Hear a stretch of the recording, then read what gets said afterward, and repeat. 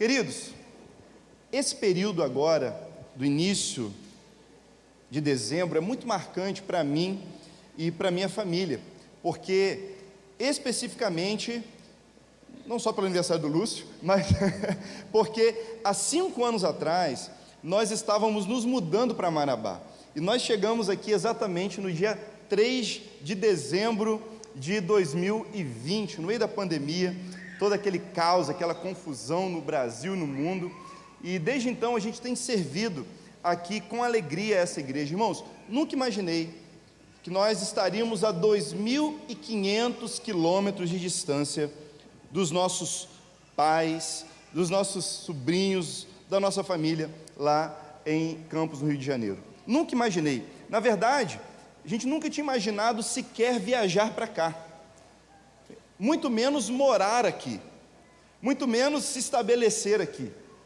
E nós acreditamos que Deus vai fazendo esse movimento, conduzindo a nossa vida. Mas eu quero contar um segredo para vocês, a respeito de algo que marcou o nosso coração, para que a gente pudesse estar aqui hoje. Num dos dias que nós estávamos aqui, passeando ainda, estávamos de férias, a gente foi passear pelos bairros da cidade. E em um dos bairros, a gente passou de carro com o pastor Pedro, e a gente viu as crianças brincando na rua, e de longe eu avistei uma menina que estava brincando de boneca. E eu acho engraçado, crianças, vocês já repararam que eu adoro ver as crianças em ação, né? E aquela menina me chamou a atenção, ela estava com a bonequinha assim ninando, ela estava ali brincando com aquela bonequinha envolta em panos, e o carro foi se aproximando, e quando a gente chegou perto, cortou o nosso coração ver que aquela menina estava ninando não uma boneca, mas uma pedra. Ela estava brincando com uma pedra. Eu pergunto, o que você vê quando dirige pelos bairros da cidade? Qual a realidade que você enxerga quando você está passando por aí? Eu sei que a gente está agora numa estação ideal para fazer novos planos.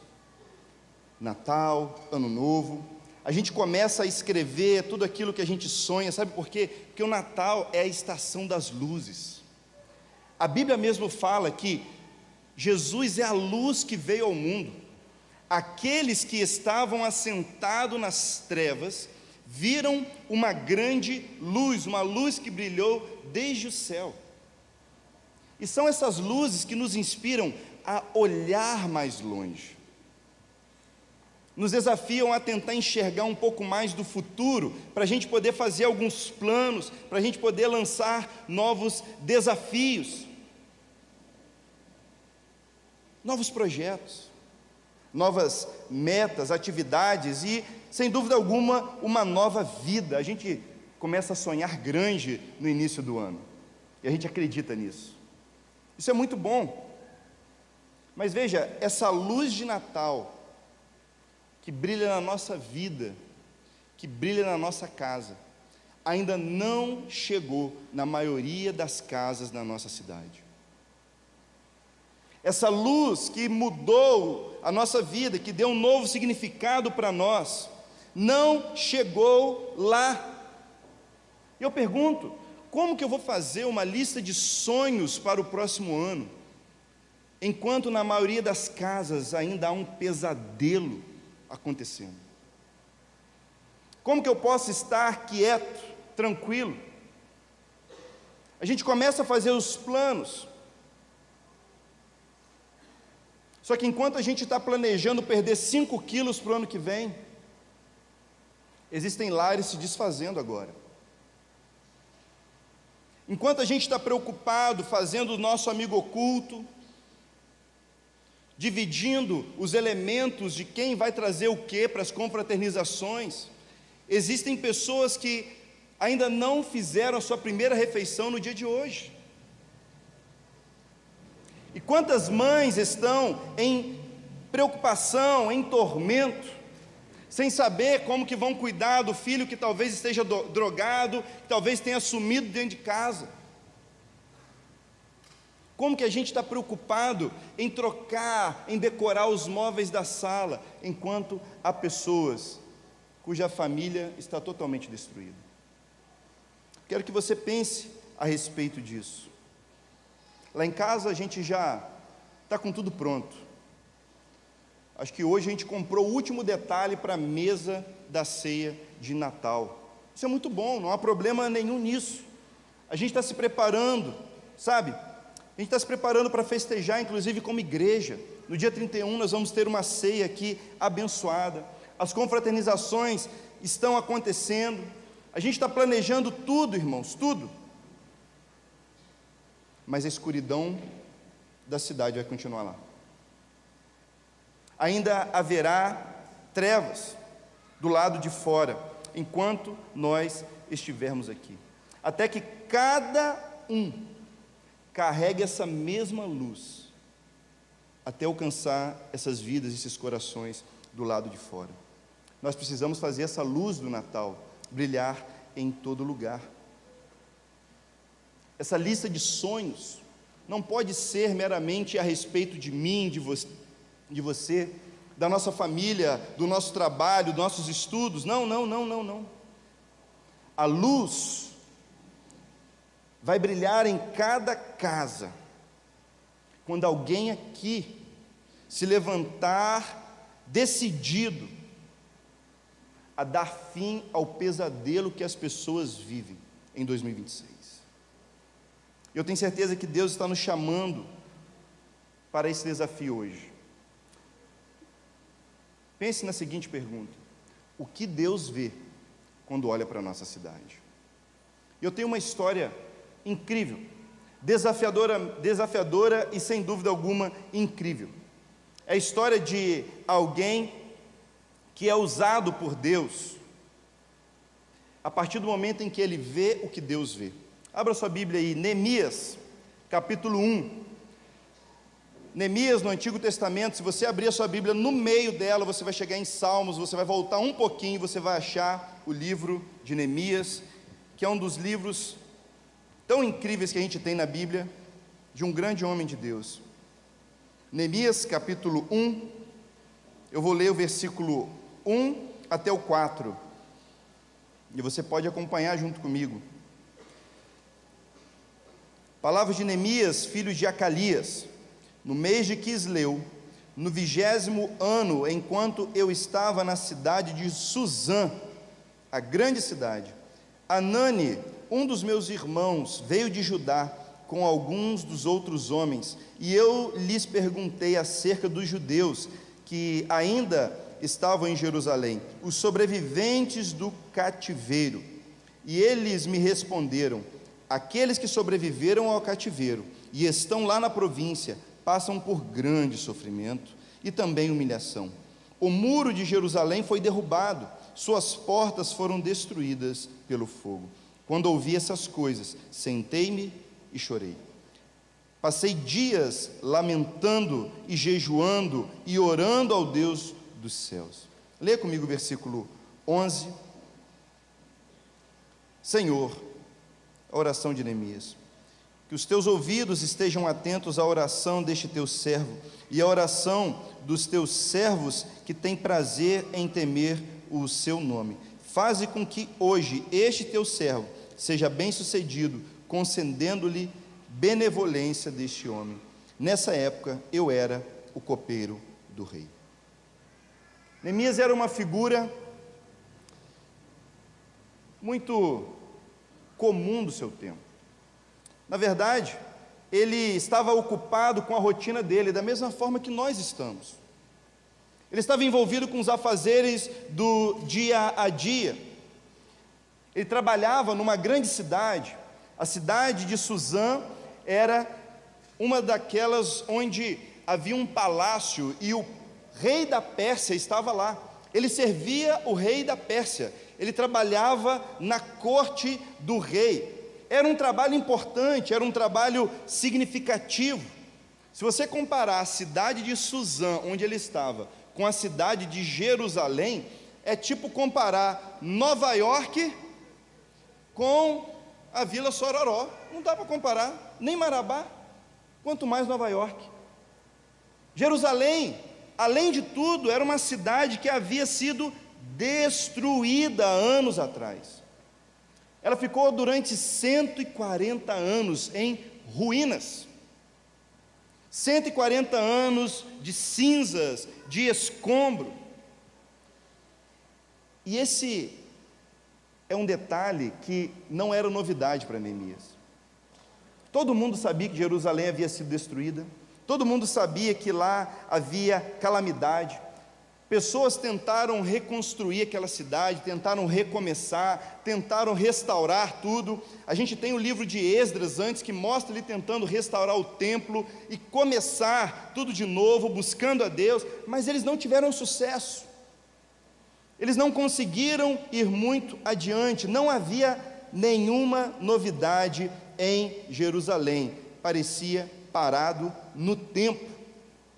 Só que dessa vez, Neemias ouve o relato dessa cidade, e algo diferente acontece. O irmão de Neemias mostra a foto da cidade, claro que naquela época não existia foto, mas ele descreve, ele diz, olha lá está assim, assim, assim e assado.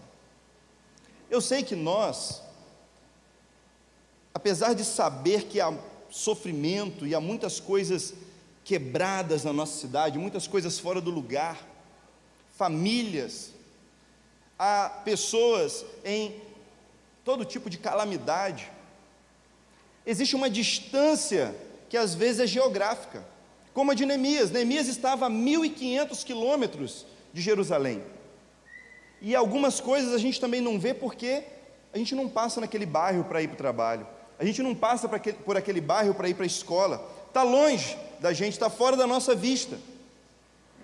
Só que algumas coisas a gente também não percebe, porque há uma distância, não só geográfica, mas também uma distância emocional. Já reparou que a gente se acostumou com os principais problemas da nossa rua, do nosso bairro? Isso para não falar da nossa casa, da nossa própria vida.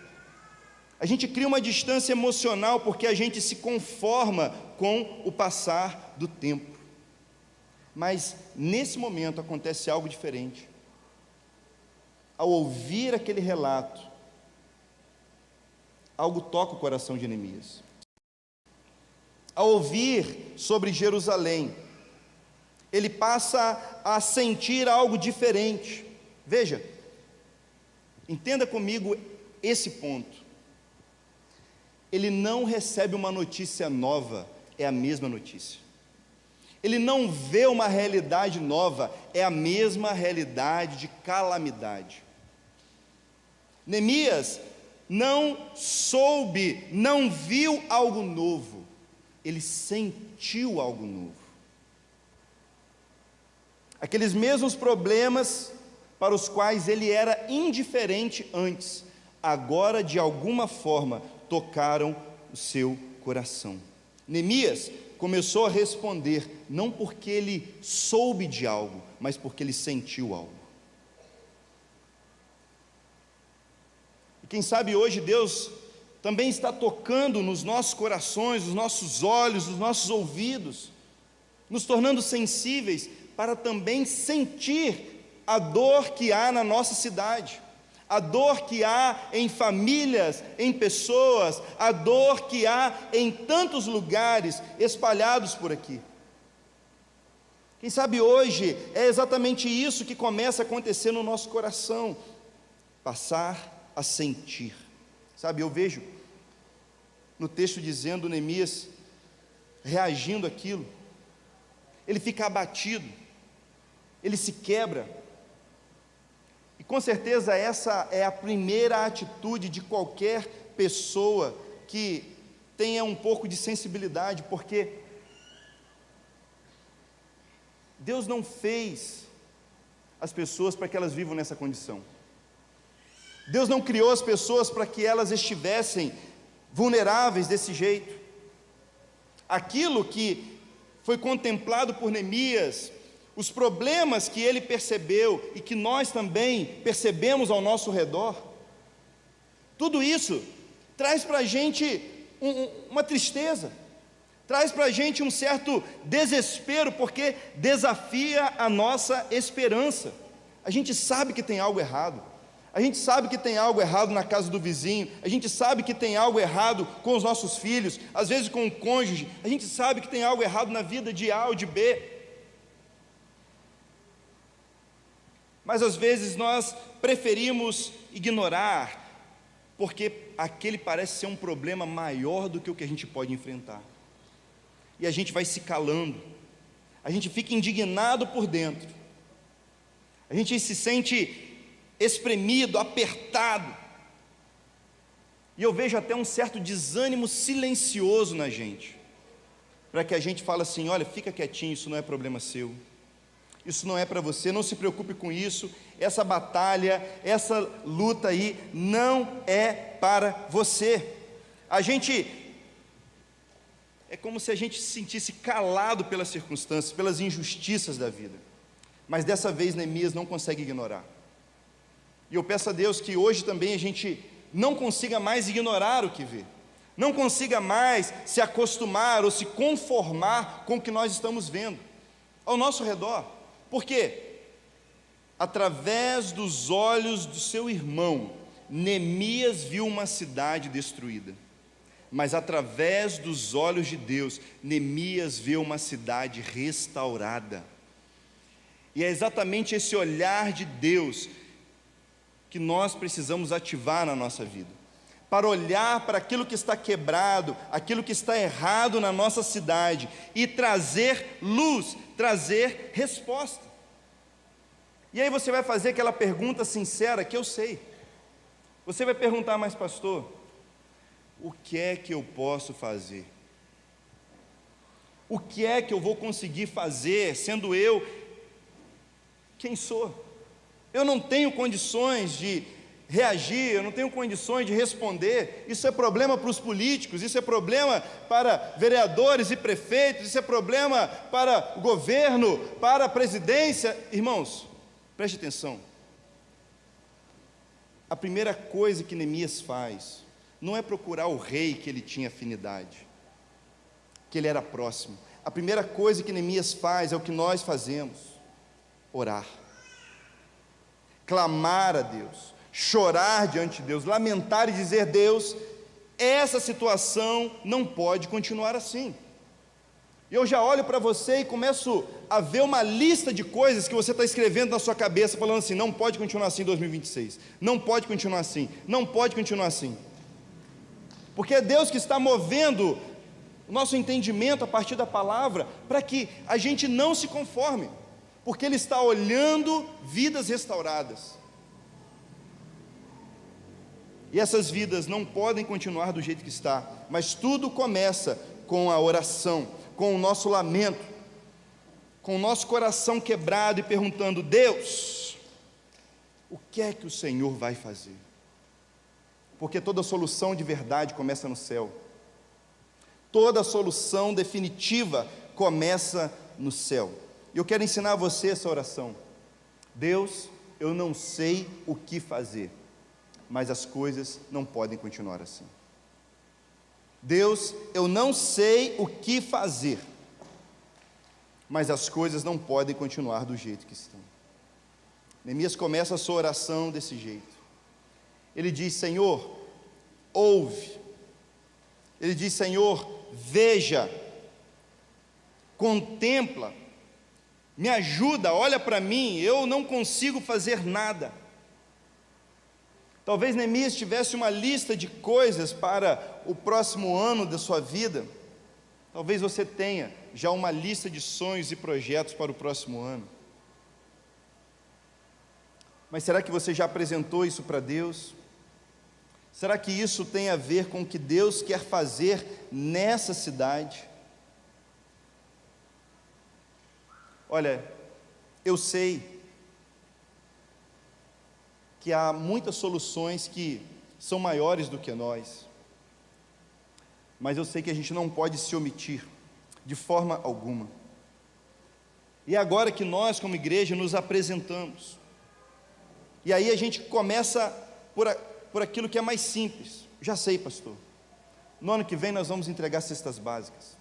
No ano que vem a gente vai começar uma creche aqui na igreja. Já sei, pastor, no ano que vem a gente vai começar a cuidar dessas pessoas com alguns projetos sociais, tantas coisas. Olha, tudo isso é importante. E eu acho que a gente pode se envolver com tantas coisas assim também. Mas Neemias identificou a causa do problema. Neemias identificou qual era a razão daquela miséria. E ele começa a agir exatamente para resolver aquilo de verdade, de uma vez por todas. Ele reconhece, queridos, algo que nós precisamos reconhecer também: a fonte de toda a miséria humana é consequência de nós termos nos afastado da luz. Nós nos afastamos da luz de Deus, e por causa disso, todo tipo de maldade, todo tipo de problema começou a aparecer na nossa vida. É isso que nos traz a esse estado de caos. Só que as casas da nossa cidade não vão ser iluminadas por algo que a gente vai fazer, elas vão ser iluminadas por algo que Jesus já fez, na cruz do Calvário. Ele morreu por nós, Ele morreu pelas pessoas dessa cidade, e essa luz precisa chegar em cada casa, em cada lar, para que eles possam ter sonhos de verdade, maiores do que os sonhos de um ano novo. Eles possam sonhar com uma vida nova em Cristo Jesus. Que eu e você, como igreja, a gente possa levar a luz da esperança, a luz da vida, para que eles sonhem não só com 2026, mas com 2027, 28, 30, 50, eles sonhem com a vida eterna, a vida em Cristo Jesus. Deixa eu falar com você de uma forma específica. Neemias não era um pastor, Neemias não era um missionário, Neemias era uma pessoa comum, ele era um copeiro, e hoje a gente pode dizer que Neemias era como um garçom da atualidade. Ele servia o rei da Pérsia, ele enchia a taça de bebida para o rei. Na verdade, ele tinha um trabalho normal, a agenda dele estava cheia também, assim como a sua e a minha, eu tenho certeza disso. Neemias tinha os boletos para pagar, tinha o seu salário, tinha que bater as suas metas. Apesar de ter a vida resolvida, veja, ele é um homem, ou era um homem como nós somos. Mas quando Neemias começou a sentir o que Deus sentia, tudo mudou na vida dele. E é isso que precisa mudar também em nós. Quando ele começou a perceber o que Deus via, quando ele começou a sentir o que Deus sentia, ele não postou um versículo no Instagram, ele não foi para a rede social reclamar dos problemas da cidade, ele não foi gritar e não fez um abaixo-assinado, não fez uma live rasgando o verbo, não. Ele simplesmente orou, chorou diante do Senhor profundamente. Ele escolheu um problema, dizendo: esse problema eu não suporto mais. E finalmente ele pediu a Deus uma porta aberta e coragem para entrar nela. E eu quero lançar um desafio para você, Igreja de Jesus, Luz do Evangelho, porque não podemos começar 2026 pensando em colocar mais ar-condicionado, reformar sala. Não podemos pensar em fazer melhorias e fazer tantas coisas, pensar em trazer um conforto para cá, botar umas cadeiras acolchoadas para algumas pessoas, talvez até dormir no culto, não sei. Vê se tem que estar do seu lado, está dormindo aí, olha aí, cutuca aí, vê se está dormindo. A gente não pode, não há problema nenhum em fazer isso, mas isso não pode ser a prioridade, enquanto há tantas pessoas lá fora precisando da luz que nós carregamos. É tão bonito a gente ver a igreja envolvida com as atividades aqui, É tão bonito ver a igreja envolvida com tantas coisas que vão acontecendo, sabe, isso traz alegria ao nosso coração, mas veja, é essa cidade que precisa ser alcançada. A luz que Marabá precisa não vai ser alcançada com uma oração genérica, não vai ser alcançada quando a gente disser assim, Marabá é do Senhor Jesus, amém, amém, não, mas é com a minha postura, com a sua postura, em dizer, esse problema acabou, esse problema da cidade é o meu problema, esse problema daquela família vai ser o meu problema, é por isso que eu vou lutar, é por isso que eu vou orar, é por isso que eu vou clamar, eu não sei como resolver, mas eu serei resposta de Deus, para que isso tenha fim, para que isso se acabe. Deus está desafiando você a orar por algo nessa cidade, que talvez incomode tanto o seu coração, para que você de fato perca o sono, para que você se preocupe, para que você ore, para que você se sinta pequenino e diga, Deus, eu quero assumir esse compromisso, eu quero entrar nessa briga, mas eu não posso vencer sem o Senhor. E aí você vai ver Deus te dando coragem, te dando força e estratégia, para que você se levante e seja luz nessa cidade, em nome de Jesus, amém? Você aceita esse desafio? Eu quero que você coloque na sua agenda, anote aí no seu celular agora em nome de Jesus, vamos lá, anote no seu celular, as coisas precisam ser diferentes em 2026, as coisas vão mudar em 2026, Neemias orou, querido, e 1 ano depois Jerusalém era uma outra cidade, ele conseguiu cumprir a meta de reconstruir os muros daquela cidade, e eu quero que você imagine agora, nós em 2026, e você olhando para trás, e vendo como Deus usou a sua vida, para levar luz aos lugares em trevas na nossa cidade, no nosso bairro, nas casas da nossa vizinhança, eu quero que você imagine você, ano que vem, aqui na frente, dando glória a Deus e dizendo, Senhor, esse problema era maior do que eu, mas eu consegui para a glória do seu nome. Eu quero que você veja trazendo vidas e famílias aos pés do Senhor durante o próximo ano, declarando de fato a luz do céu que raiou, Jesus, a luz da vida, sobre essa cidade, sobre cada casa. Isso não vai acontecer com mais um culto, isso não vai acontecer quando nós enchermos esse templo de pessoas, isso vai acontecer quando nós nos espalharmos pela cidade e dissermos, a luz do céu chegou. E é Jesus que está chamando você para imaginar essa cidade iluminada pela verdadeira luz do Natal que é Jesus, por essa luz que nos faz sonhar, que nos transforma. Esse é o Natal que Jesus veio trazer, e é isso que nós, luz do Evangelho, devemos a essa cidade, é isso que nós precisamos fazer, nós somos a luz de Deus para essa cidade, e eu convido você a abraçar esse compromisso, esse desafio. Eu quero primeiro orar por você, igreja, eu quero orar porque esse desafio é maior do que nós. Eu já tenho conversado com alguns irmãos a respeito de alguns desafios para essa cidade, e eu tenho certeza que a partir de hoje, Deus está tocando no seu coração, para perceber tantos outros, que eu não vou conseguir enfrentar, não vai ser o pastor Pedro, não vai ser a diretoria da igreja, vai ser você, em nome de Jesus. Deus está levantando você, assim como Ele levantou Neemias, para dar fim a um problema, para dar fim a uma situação de caos, levando a luz de Jesus.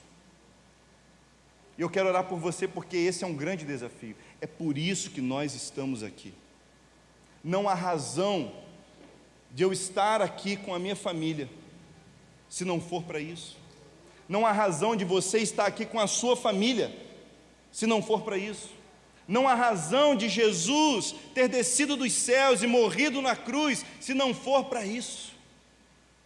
Esse é o motivo de sermos igreja, de sermos luz do Evangelho. Feche seus olhos, traga ao seu coração agora esse tempo de arrependimento. Nossos sonhos, nossas listas de sonhos já estavam prontas, tem tanta coisa que a gente está preocupado. Comece a apresentar a Deus, porque a gente Chega um ponto que começa a brigar por tanta banalidade,